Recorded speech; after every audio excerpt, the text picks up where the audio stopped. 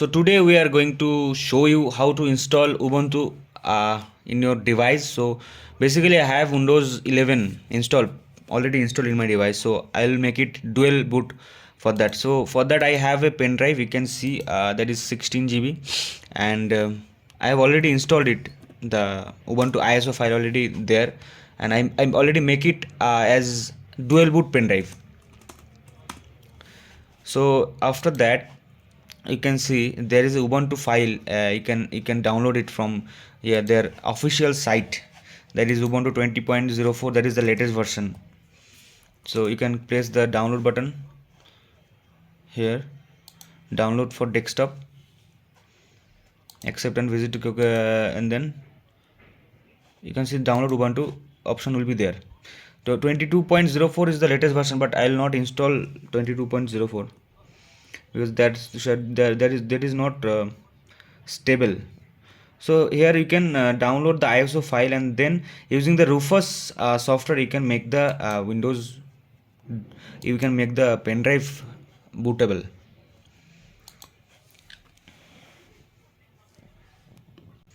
So after all the process, you have to restart the Windows, and for me it's F10 for the BIOS setting. So according to your laptop you have to choose the button.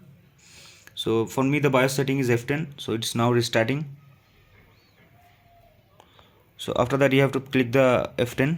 It will show the F10 for BIOS setup option. This is for HP laptop. So after that you have to go to boot option, and you have to just prioritize the UEFI boot order. You can see you can see you have to turn on the USB boot. There is upside, that is the USB boot.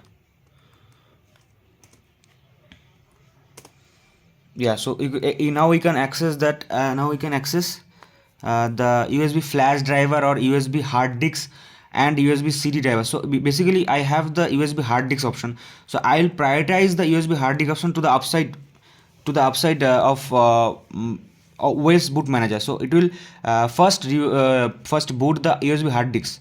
So for that I have the several options here, like yeah, you can see it is showing like F5 and F6 key to move the device up and down. So I'll just simply press the F5, no, F6 actually, F6, and then it will go up of the OS boot manager. Now if I click F10, it will restart and save all the changes. So I will click F10, it will save the changes. Okay, it will restart again, and it will restart according to the prioritizing boot manager, that is USB hard disks. Yeah, you can see now. So now there are several options. You can see try and install Ubuntu safe graphics. So we will try and install the Ubuntu first, then it will automatically install that into our disk. So now we can see like Ubuntu is now coming. So after restarting, you can see try Ubuntu and install Ubuntu. We'll click install Ubuntu option. After this you have to select the keyboard layout, that is English UK. You have to choose the desired connection that will be necessary for your upgradation purpose. You have to give the password.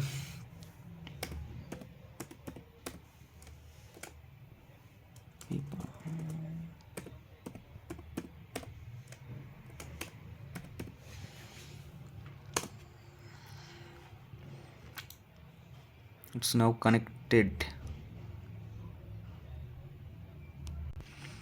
So after that we can see updates and other software. There will be some options. So what apps would you like to install to start with? We'll install normal installation, because that will include web browser, utilities, office software, games and media players.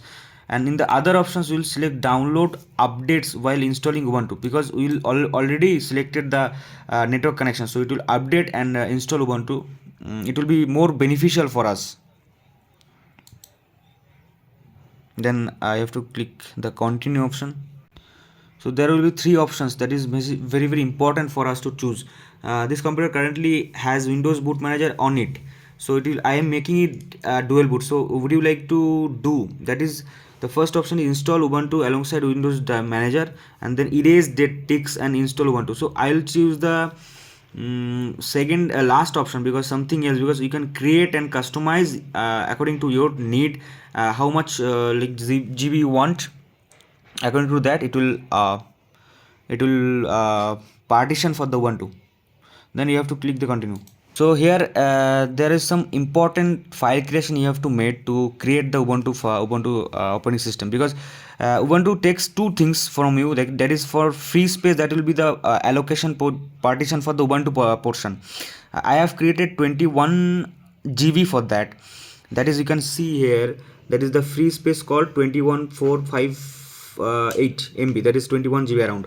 And the second one is swap. Yeah, you have here the swap thing is like, there is a concept, I'll explain. One second. So basically there is a concept of Ubuntu operating system, that is you have to create some swap space for the memory. That will be the this you can see like type of new partition will be logical, and location for the new partition will be end of this space, and you have to use for swap area. You can make the swap size according to your requirement. Like if you have 8 GB of RAM, then you have to make it 16 GB of swap space. I have 16 GB of RAM, but and that should be 32 GB of swap space for that. But I'm not creating that 32 GB because I don't have that much of space in my hard disk. So that's why I am creating 10 GB of swap space. The swap space is basically a helping function for Ubuntu, because if your RAM, suppose if your RAM is 8 GB and your RAM is already full, because you have installed, you have opened lot of files, you have opened lot of application for that. So if you have 8 GB RAM and the 8 GB is completely full, then the partition called swap space, and it is basically the partition that is created from your hard disk. So it will use the extra 10 GB or 32 GB that will create for the RAM purpose. So it will, we can call it is swap area or virtual RAM for the device. So it will be many more beneficial for your device, because your device will not stack, because if you have 8 GB RAM and your 8 GB is completely full because of your application, then the computer is already like it is shut down. It will shut down, because there is no other space to allocation. So that time this swap area will be very helpful for your device to keep allocating your applications based on your requirement. So this swap space you have to create from here. So this will be the some knowledge for swap space, and the free space will be your normal location that will create for the, you can see that will create for the Ubuntu partition. So I'm making it 21 GB and logical and end of space. Use this use as option. You can click the user option for the one second. This is you can see this is a size for 21 GB. Type of new partition will be logical partition, because it is logical partition. So, and then end of this space you have to click, and the use as option will be ext4 journaling file system, and you have to click the mount amount, that is slash, that will be the primary location for your file system. After that you have to click the install now. You can see that is ext4 is already selected, and I am installing that in the ext4 primary location. Install now. Continue. So some basic requirements you have to give, that is where I do from, that is will be Kolkata, your name, computer name, PK username and password, and confirm your password. I'll just fastly like show you all that thing, because it is not that much necessary. You can choose your name and your computer name. After that I'll resume the video. So after giving all the information, it will take some time for your Ubuntu to get installed on your device, and after that I'll resume the video and show you how it is working alongside the Windows operating system. So here you can see the installation is completed. So installation is complete. You need to restart the computer because you have to just restart. Then after that it will show like you have two options, that is Ubuntu for the secondary option, and primary should be Windows. So before that you have to just plug out this device, that is SanDisk hardware, because after if you didn't plug it out, then it will restart that process of installation. That will be a little bit problem for you. So after the restart now option, it will click, then you have to just plug it out the, yeah. So now you can see like Ubuntu option is coming. You have, no, it is automatically selecting the Ubuntu driver, and the your Ubuntu is ready. One important thing is like for the first time it will take some time to install your updates, because it is necessary to install this update for the first time if you are using the Ubuntu operating system for the first time. So it will take some time, like around 15 to 20 minutes, but you have to install all those updates, because it will make sure that all the things, all the tools are will be installed in your device to run all the programs, all the applications that will be present in the Ubuntu software. It is not like Windows, because in Windows it will take a lot of time for the updation purpose. Second option is like it will regularly you have to update your system, but in Ubuntu it is not like that.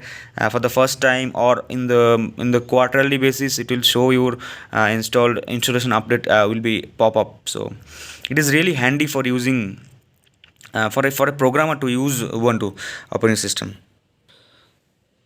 So thank you for watching this video. If you have any query, then you can comment it down in the comment section. I'll try to figure it out and help you answer all the questions. Thank you.